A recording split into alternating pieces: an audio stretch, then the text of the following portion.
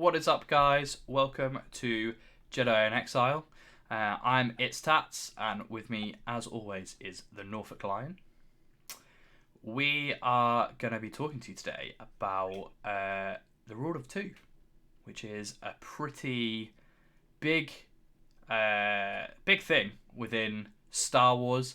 If you've only ever seen the films, never actually referenced as the Rule of Two, but still a fairly important underpinning factor of the Star Wars universe. And obviously, if you've read any Legends or Extended Universe pieces, you're probably more familiar with it. But yeah, we're going to give you a bit of a rundown, talk about what it is, where it came from, why it exists, and just kind of... Need to hear your best Yoda impression though first, Matthew, of his line from Phantom Menace referencing the Rule That of Two. that that ain't come on, happening. come on. That ain't happening. Give the people what they want. That ain't happening. If you want to see that, guys, get down in the comments below. Let us know that you want to see it. We'll maybe make a TikTok or something. But ain't happening live. Ain't happening here right now. So It's very fun. Very fun. let's get into it. So Yeah. imagine I have no idea, never seen Star Wars before. What is the Rule of Two, mate? Tell me. Okay, so the Rule of Two was started by Darth Bane, who was part of the Sith Empire, and his idea behind it was that he looked at the Sith Empire and realized that the Sith were never going to beat the Jedi because they didn't have, I suppose, a togetherness that the Jedi had of Okay. fighting, for something bigger than themselves. So let's just set the scene here. So we're talking what, just over 1,000 years before Battle of Yavin. Yeah. So just under 1,000 years since before Phantom Menace, which is when we first see the Sith kind of in the chronological order of the universe on the big screen, and the Sith at this point exist as a huge essentially like a mirror image of what we see the Jedi being in the prequel trilogy, right? So like a more organized, much bigger scale, kind of have an academy, have all of that kind of stuff. And to set the scene on this, there's been a war. You'll have to forgive me because I don't know the exact kind of timelines, but it's been going on for a long, long time between the Jedi and the Sith. At this point, it's more like army versus army rather than, the Jedi being the police of the universe and all of that kind of stuff. So that kind of sets the scene for where this decision comes from.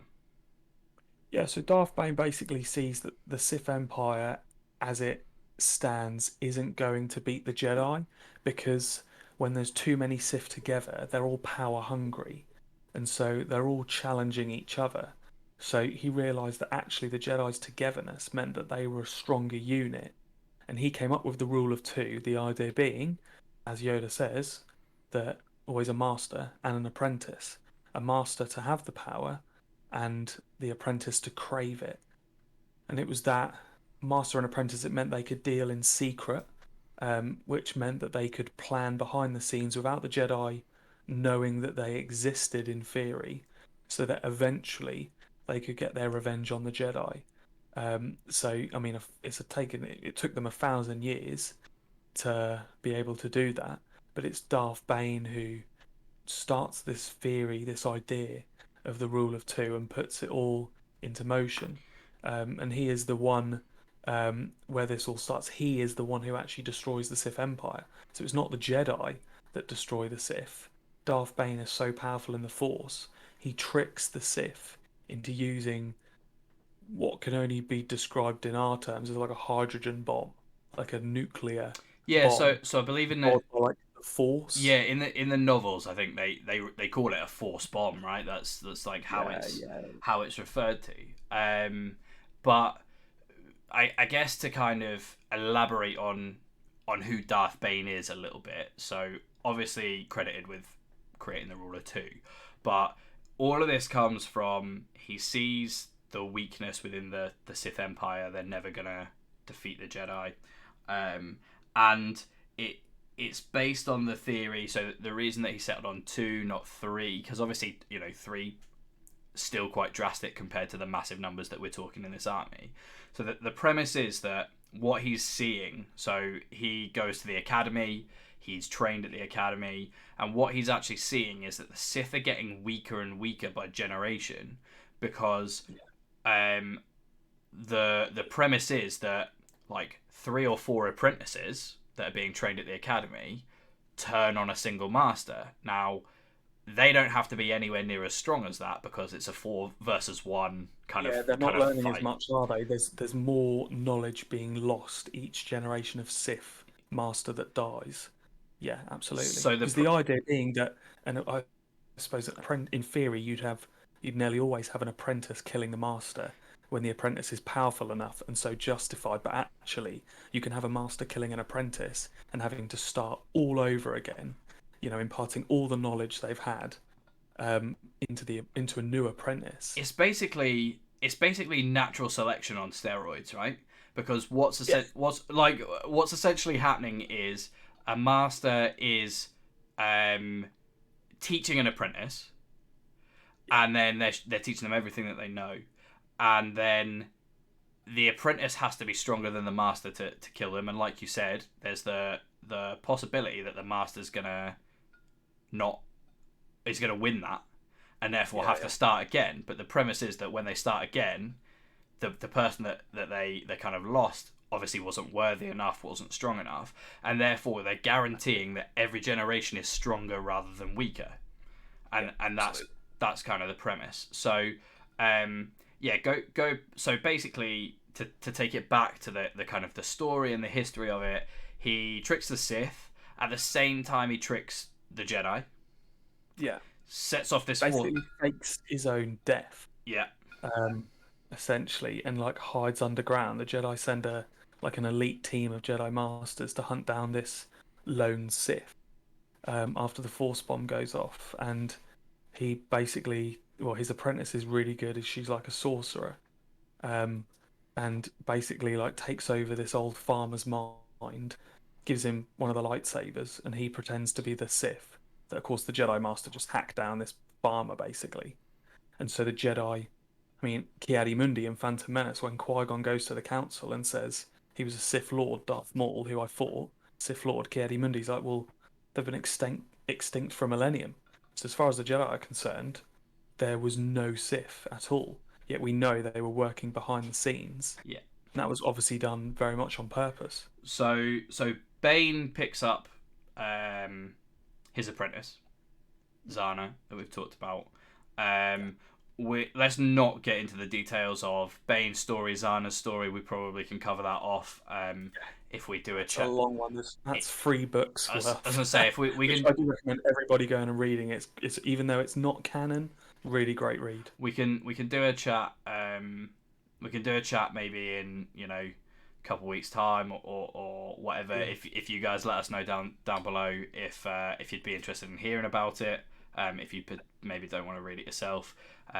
Shout out to you, by the way, mate, because I'm pretty sure you bought them for my birthday. You bought them for me for my birthday a while back.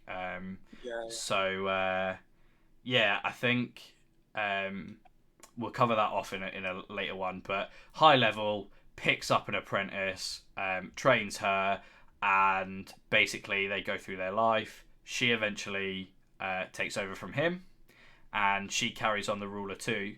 And we pretty much kind of then pick it back up in the mainstream.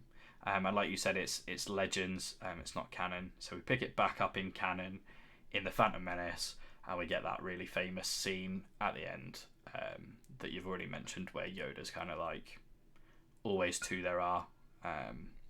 So I'm not doing, the voice isn't happening. But no, to be fair, in all seriousness, it kind of crosses over into Phantom Menace, but Darth Plagueis books, which I know we've referenced on the first podcast we did a few weeks ago. The Darth Plagueis book kind of picks up just before, probably, I think it's about 60 years before Phantom Menace, where it goes through the story of Plagueis actually being the apprentice. So Plagueis, everybody will know from Revenge of the Sith, is one of the tempting things of Anakin thinking, well, actually, maybe I could be a Sith Lord, because Plagueis is the one who can stop people from dying because he's such a powerful Sith Lord. the Plagueis book starts with him being the apprentice and killing his master, and then his journey of trying to find a new apprentice, stumbles across Palpatine on Naboo, and obviously we know the story from there. Palpatine becomes Chancellor, is Sidious, blah blah blah blah blah. But it goes to show that the rule of two has gone through, 1,000 years of doing that, and you go through the Clone Wars as well. There's been instances where they've tried to take on more than two Sith. They've wanted maybe three or four, like Dooku with Ventress, and eventually Sidious is like, well, actually, he realizes that Dooku and Ventress together are too powerful and might overthrow him. So he's like, no, Dooku, you need to get rid of her, kill her. And there's times throughout the history that the master has had to say, no, we need to stop. There needs to just be two of us. So I think it's important to kind of take a look. So I guess there's potentially going to be people who have watched the movies and maybe trying to get into the extended universe a little bit more, who maybe are sat there kind of going, well, yeah, like you said, there's Ventress, there's Grievous, and actually maybe if they've seen Rebels, because obviously that's quite a good gateway into the extended universe, they're looking and they've seen the Inquisitors and all that kind of stuff. And I think it's really important here to establish that the rule of two applies to Sith Lords. Yes. And this is the kind of the key piece. So Ventress is never, like you said, Sidious tells Dooku, nah. Ventress is never a Sith Lord. She's a Force sensitive assassin who uses the dark side, but she's never actually kind of inducted into the Sith. I suppose like a Sith warrior.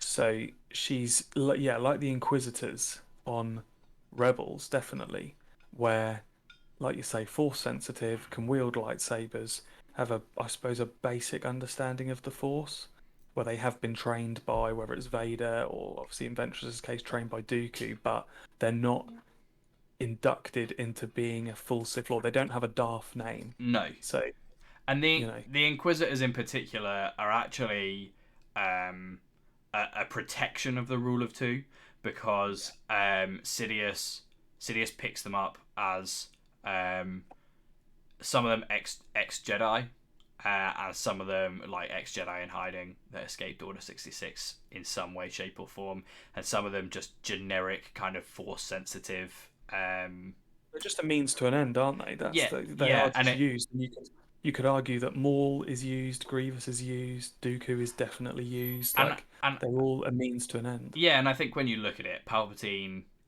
holds the power throughout the entire thing.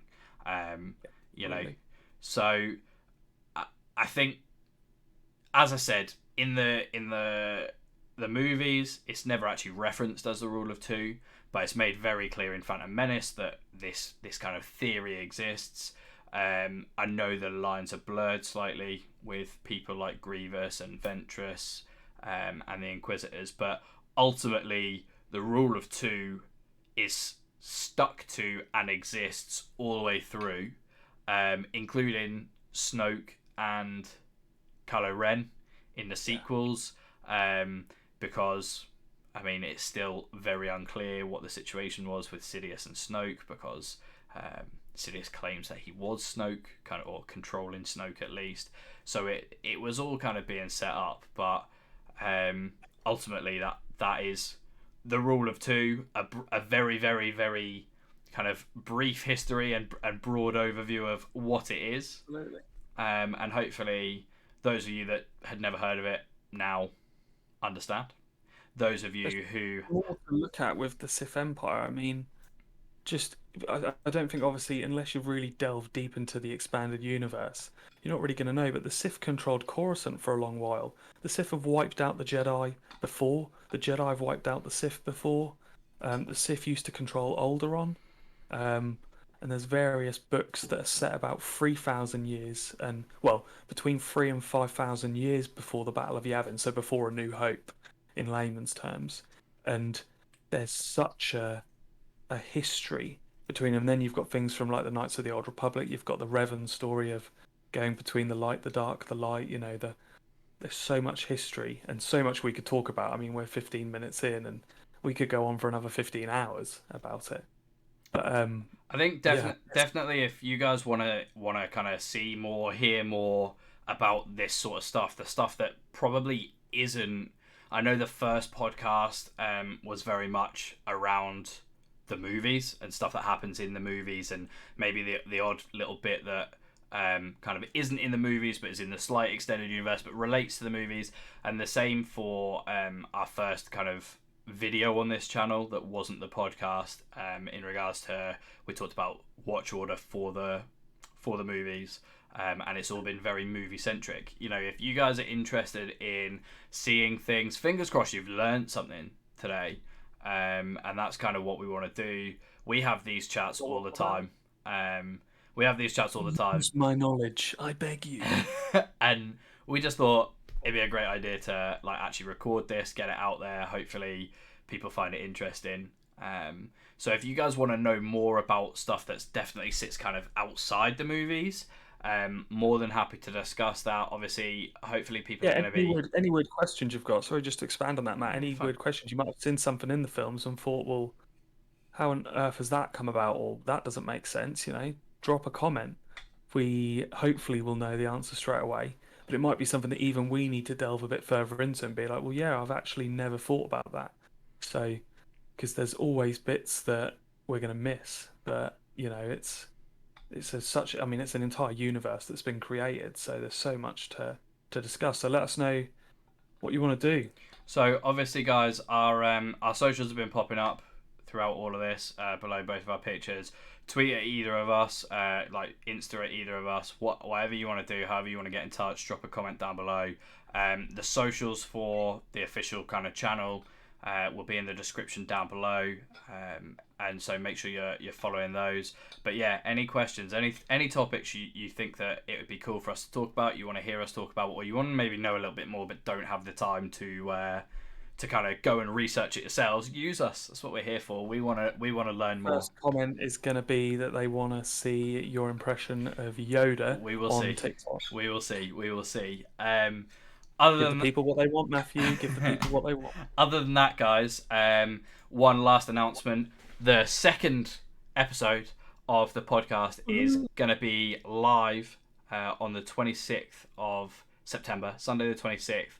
It'll be live over on the Twitch channel that is to be created.